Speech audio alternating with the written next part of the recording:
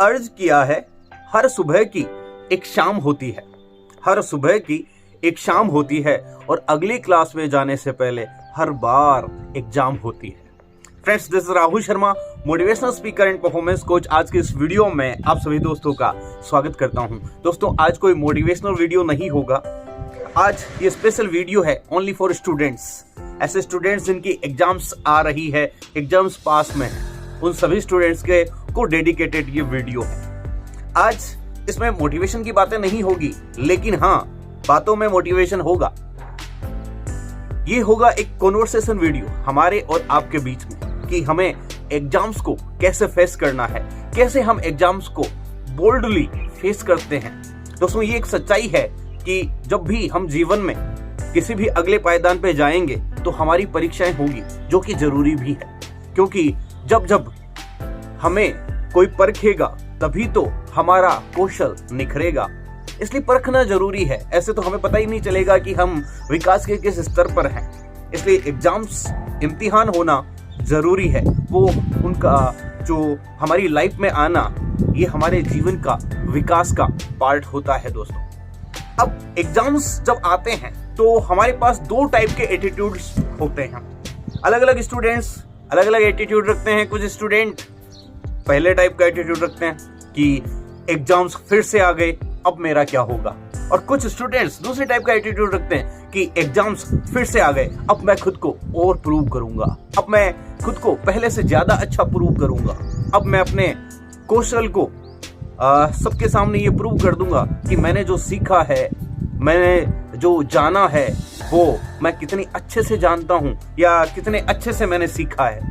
दोस्तों, एग्जाम्स हमें टफ बनाती है, एग्जाम्स हमें इंप्रूव करती है, एग्जाम्स ही हमें ग्रोथ देती है। तो एग्जाम्स को हमें ढंग से फेस करना चाहिए, एग्जाम्स को हमें दूसरे एटीट्यूड से ही फेस करना चाहिए। यानी कि ये हमारा एक ऐसा मौका होता है जिसमें हम खुद को प्रूव कर सकते हैं, हम हमारे कौशल को सबके सामने ला सकते हैं। तो एग्जाम तो हमारे लिए एक अवसर की तरह होता है जिसका हमें पूरा फायदा उठाना चाहिए। इसलिए इस वक्त हमारा सकारात्मक रहना जरूरी है, इस वक्त हमारा जोश में रहना जरूरी है, ताकि हम ज्यादा से ज्यादा तैयारी कर सकें और ज्यादा से ज्यादा अच्छा स्कोर कर सकें। तो अब बात करते हैं कि एग्जाम्स को बोल्डली फेस कैसे किया जाए। तो मैं आपको दो स्तर पर ये समझाने वाला हूं। पहला, हम बात करते हैं फिजिकल लेवल की, दूसरा बात करेंगे साइकोलॉजिकल लेवल की। अगर हमें फिजिकल लेवल पर एग्जाम की तैयारी करनी है तो हमें 3 पॉइंट्स को ध्यान में रखना है। ईट well, sleep well and do physical activity. Eat well, दोस्तों, एग्जाम्स के दिन थोड़े से हेक्टिक होते हैं, हमें पूरे दिन काफी मेहनत करनी पड़ती है, काफी पढ़ना पड़ता है, हमारे माइंड को भी हमें काम में लेना पड़ता है। और इस वक्त हम ना तो आलस बर्दाश्त कर पाएंगे, ना कोई भी बीमारी बर्दाश्त कर पाएंगे। इसलिए जरूरी है कि हम हमारे खाने पीने का ध्यान रखें। मेरे ऑब्जर्वेशन के अनुसार एंड माय एक्सपीरियंस के अनुसार मैं आपको बता रहा हूं कि हमें इस वक्त ऐसी डाइट लेनी चाहिए जो कि बैलेंस्ड हो, ठीक है। और नाश्ता टाइमली सुबह सुबह हो जाना चाहिए ताकि हम एनर्जेटिक रह सकें। देन आफ्टर लंच और जो डिनर है वो भी ठीक ठीक, यानी लाइट लेना है, ऐसा नहीं कि इस वक्त बहुत ज्यादा खाना है। दूसरी चीज, लॉट्स ऑफ सैलेड की मात्रा इस वक्त ज्यादा होनी चाहिए, फ्रूट्स इस वक्त आपको ज्यादा खाने चाहिए ताकि हमारे अंदर एक्टिवनेस रह सके। तो दोस्तों, खाने का विशेष ध्यान रखें कि जो खाएं अच्छा खाएं और एक बार में लिमिटेड खाएं। चाहे दिन में आप 5 बार खाएं, बट एक बार में लिमिटेड खाएं और अपने आप को एक्टिव रखें, ठीक है। दूसरा, स्लीप वेल। हम कई बार एग्जाम के अंदर जब एग्जाम्स का सीजन होता है तो उस वक्त हमारी नींद से समझौता कर लेते हैं। लेकिन दोस्तों, ये एक बहुत गलत फैसला होता है, क्योंकि नींद ना केवल हमारे मेमोराइजेशन प्रोसेस के लिए जरूरी है, बल्कि पूरी बॉडी का मूड ठीक करने के लिए और एक्टिव रखने के लिए नींद जरूरी है। इसलिए नींद से समझौता नहीं करना चाहिए। जो 6 से 8 घंटे की नींद हर किसी के लिए जरूरी है, वो हमें लेनी चाहिए। मिनिमम 6 आवर्स तो आपको सोना ही सोना है। उसके बाद आप चाहें जितना पढ़ें, लेकिन अपनी स्लीप वाला टाइम पढ़ाई को ना दें, वरना आपकी पढ़ाई नहीं हो पाएगी। आपका जो मेमोराइजिंग कैपेसिटी है वो घट जाएगा। इसलिए अपनी कंसंट्रेशन को मेंटेन रखने के लिए, अपने मेमोराइजिंग को मेंटेन रखने के लिए, अपने मूड को ठीक रहने के लिए और एक्टिव रहने के लिए अच्छी नींद जरूर लें। और तीसरा है फिजिकल एक्टिविटी। दोस्तों पूरे दिन जब हम बैठे बैठे पढ़ते हैं तो हमारी जो बॉडी है वो जवाब दे देती है, क्योंकि बॉडी बहुत जल्दी लेजीनेस वाली स्टेट में चली जाती है। इसलिए जरूरी है कि हम उसको बार बार जगाए रखें। इसलिए हर घंटे के बाद में, मैं तो कहूँगा हर 50 मिनट के बाद में आपको 10 से 15 मिनट का ब्रेक लेना चाहिए। उसमें कुछ ना कुछ फिजिकल एक्टिविटी जरूर करनी चाहिए, चाहे आप वॉकिंग करें, रनिंग करें। और रोज सुबह आप कुछ अच्छी रनिंग करें, अच्छी मॉर्निंग वॉक करें, ताकि आपको खूब सारी ऑक्सीजन मिल सके और वो पूरे दिन आपको एक्टिव रख सके। और पढ़ते वक्त भी हर घंटे ब्रेक जरूर लें और उसमें कुछ ना कुछ फिजिकल एक्टिविटी ही करें, ठीक है। और इस वक्त मोबाइल के यूज से या टीवी के यूज से ऐसी सब चीजें जो कि आपको मेंटली डल करती है, मेंटली फटीग जनरेट करती है, थकाती है, उन सब चीजों से इस वक्त दूर रहें और खुद को एक्टिव रखें और व्यस्त रखें। दोस्तों ये तो बात कही अपने फिजिकल लेवल की। अब बात करता हूं मैं साइकोलॉजिकल लेवल की। साइकोलॉजिकल लेवल पर हमें 3 चीजों का ध्यान रखना होता है। सबसे पहले तो हमें हमारी पॉजिटिविटी को, सकारात्मकता को मेंटेन रखना है। उसके मैं आपको 3 पॉइंट्स समझाता हूं। सकारात्मकता हम कैसे मेंटेन कर सकते हैं। दोस्तों ये हमें इस वक्त पहली बात पर गौर करना है कि मान लो कि हमारी कितनी भी तैयारी है या अभी हमारे पास कितना भी वक्त बचा है। नंबर 1 कि आज तक हमने जो भी याद किया है, यानी कि कुछ तो हमारी तैयारी है ही। भले ही एग्जाम्स का कितना भी टाइम रहा हो, भले ही कल सुबह से ही एग्जाम हो, लेकिन अभी भी हमें कुछ तो आता ही है। ऐसा तो नहीं है कि बिल्कुल भी कुछ नहीं आता है। तो पॉजिटिविटी को मेंटेन रखना का पहला स्टेप है कि मुझे क्या आता है ये तय करें, क्योंकि आपको बहुत कुछ होगा जो इस वक्त भी आ रहा होगा और अभी इतना आ रहा होगा, बस उसको पक्का कर लीजिए और फिर आगे की प्लानिंग कीजिए। दूसरा पॉइंट आपको ये ध्यान में रखना है कि अभी भी वक्त है, ठीक है। पहला तो मुझे क्या आ रहा है उसकी लिस्ट बनाइए ताकि आपका कॉन्फिडेंस बूस्ट हो सके। दूसरा, अभी भी आपके पास टाइम है तैयारी करने को, भले वो मिनट्स हो, चाहे वो घंटे हो, चाहे वो दिन हो, लेकिन आपके पास टाइम है। इसीलिए आप ये वीडियो देख रहे होंगे, वरना अभी 10 मिनट बाद में आपका एग्जाम होता तो ये वीडियो देखने का आपका फुर्सत नहीं होती। इसलिए मतलब अभी आपके पास टाइम है तो उसमें और ज्यादा हम प्रिपेयर कर सकते हैं। तो जितना टाइम हो उसको बढ़िया से काम में लीजिए। जितनी भी तैयारी है उससे तो ज्यादा तैयारी होने ही वाली है, ये तो निश्चित है।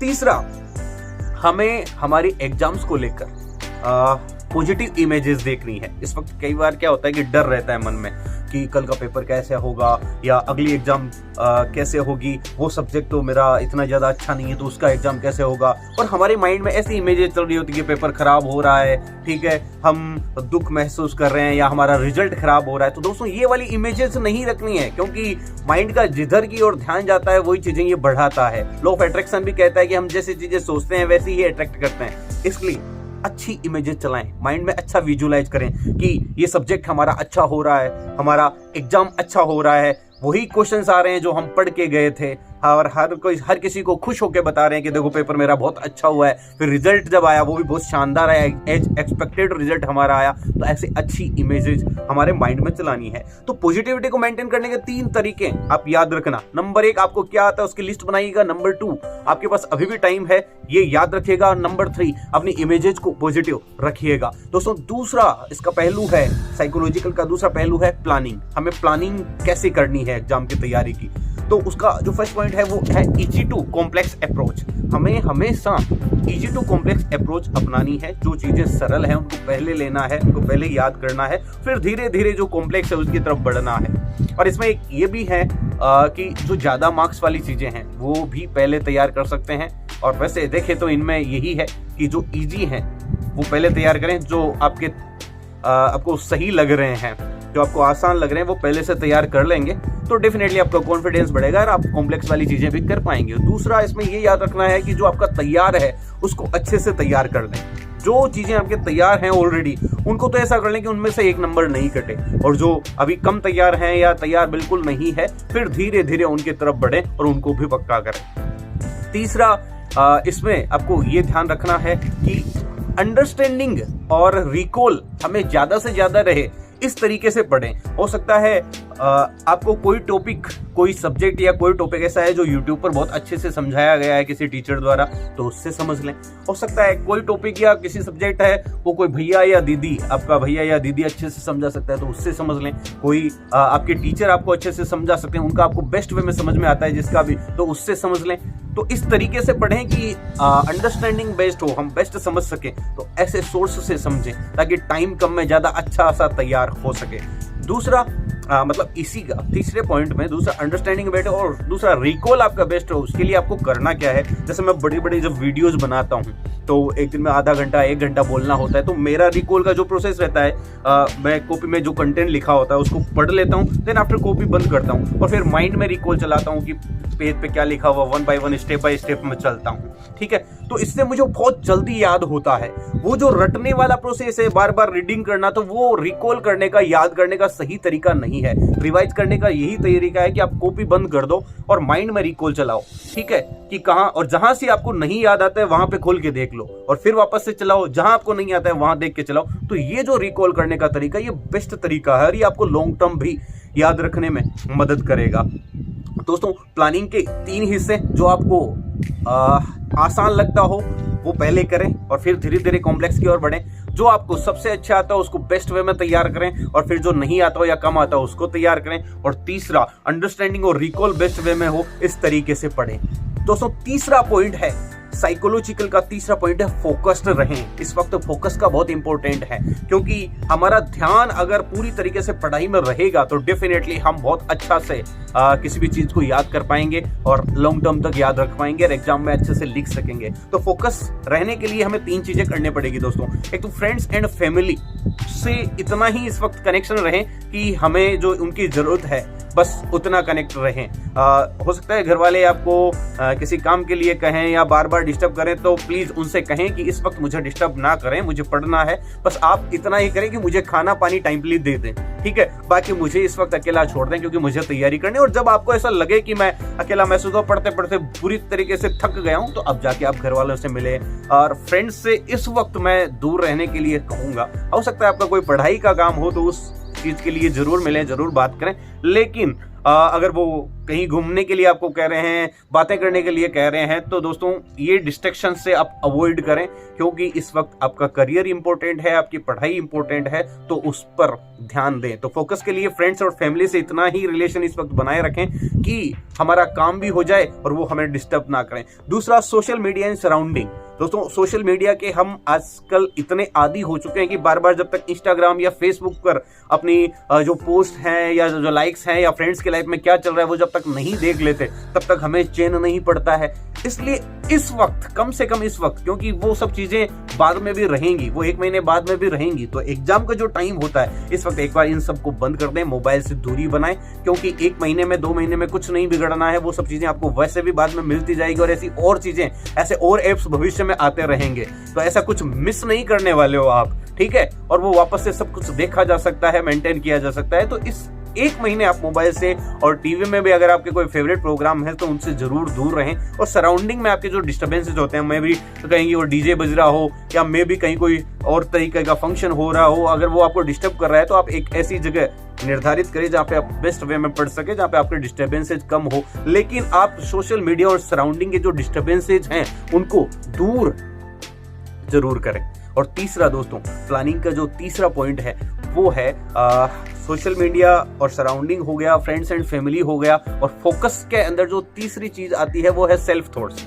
हम बहुत कुछ सोचने लग जाते हैं, हम आगे का पीछे का सोचने लग जाते हैं कि वो देखो वो दिन कितने अच्छे थे, क्योंकि पढ़ते हैं ना तब माइंड को थोड़ा सा प्रेशर पड़ता है, तो ये आपको अच्छी चीजें की ओर आपका ध्यान ले जाता है, तो उससे आपको बचना है। ठीक है ना, आपको ये पुरानी मेमोरीज में ले जाएगा, देखो वो कितने दिन अच्छे थे, या आपको ये एग्जाम के बाद क्या होगा वैसे वाले सपने दिखाएगा कि एग्जाम के बाद तू है ना ऐसे करना, एग्जाम के बाद वैसे करना, हम एग्जाम के बाद वहां जाएंगे, वो करेंगे। तो ये सारे सपने माइंड इसलिए दिखाता है ताकि इसको पढ़ना नहीं पड़े, इसको प्रेशर नहीं हैंडल करना पड़े, ताकि तुम्हें दूसरे कामों में व्यस्त रखें। इसलिए अपने सेल्फ थॉट से भी बचना है। ठीक है ना, उनके लिए आप सोचने का टाइम अलग रख सकते हैं। आपके जब भी माइंड में ऐसे कोई थॉट आए तो उसको कह सकते हैं भैया तेरे लिए 5 से बजकर 5:10 तक मैं सोचूंगा, या किसी 10-20 मिनट का टाइम आप फिक्स निर्धारित कर लें। उसी वक्त मैं ऐसे वाले थॉट सोचूंगा कि एग्जाम के बाद क्या करूंगा या कौन सा मेरे दिन अच्छे थे, ठीक है ना। अभी फिलहाल अपन को फोकस देना है पढ़ाई पे, क्योंकि जब आप इस वक्त पढ़ाई पे फोकस करोगे तभी आने वाली जो छुट्टियां है या जो आने वाले दिन है